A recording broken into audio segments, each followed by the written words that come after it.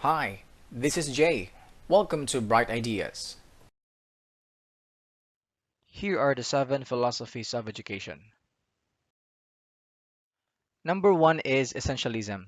This philosophy contends that teachers teach for learners to acquire basic knowledge, skills, and values.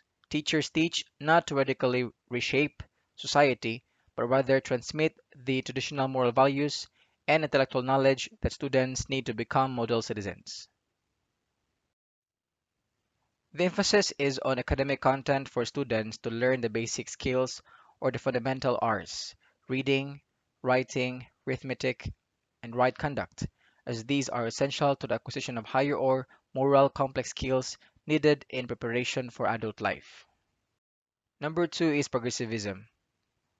Progressivist teachers teach to develop learners into becoming enlightened and intelligent citizens of a democratic society. This group of teachers teaches learners so they may live life fully now, not to prepare them for adult life. The progressivists are identified with need-based and relevant curriculum. This is a curriculum that responds to students' needs and that relates to students' personal lives and experiences. For the progressivist, everything else changes. Change is the only thing that does not change.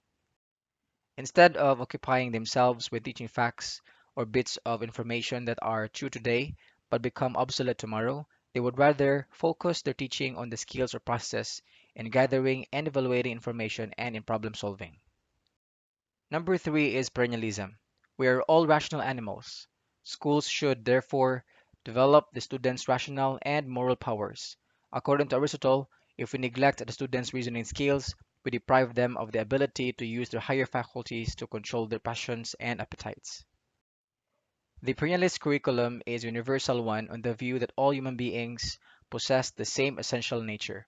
It is heavy on the humanities, on general education. It is not a specialist curriculum, but rather a general one. There is less emphasis on vocational and technical education.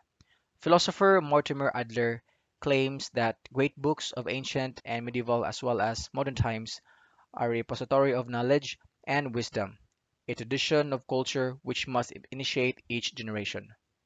Number 4 is existentialism.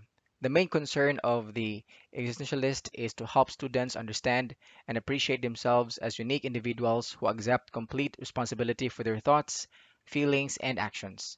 Since existence precedes essence, the existentialist teacher's role is to help students define their own essence by exposing them to various paths they take in life and by creating an environment in which they freely choose their own preferred way. Since feeling is not divorced from reason in decision making, the teacher demands or the existentialist demands the education of the whole person, not just the mind. The students are given a wide variety of options from which to choose. Number 5 is behaviorism. They are concerned with the modification and shaping of students' behavior by providing for a favorable environment since they believe that they are a product of the environment. They are after students who exhibit desirable behavior in society. Because behaviorists look at people and other animals as complex combinations of matter that act only in response to internally or externally generated physical stimuli, behaviorist teachers teach students to respond favorably to various stimuli in the environment. Behaviorist teachers ought to arrange environmental conditions so that students can make the responses to stimuli, like the physical variables.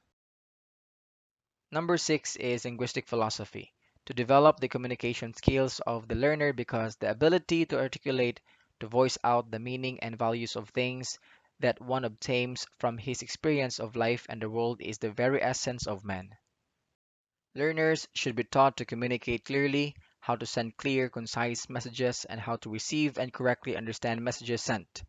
Communication takes place in 3 ways: verbal, nonverbal, and paraverbal. And number 7 is constructivism. They see to develop intrinsically motivated and independent learners adequately equipped with learning skills for them to be able to construct knowledge and make meaning of them. The learners are taught how to learn. They are taught learning process and skills like searching, critiquing, and evaluating information.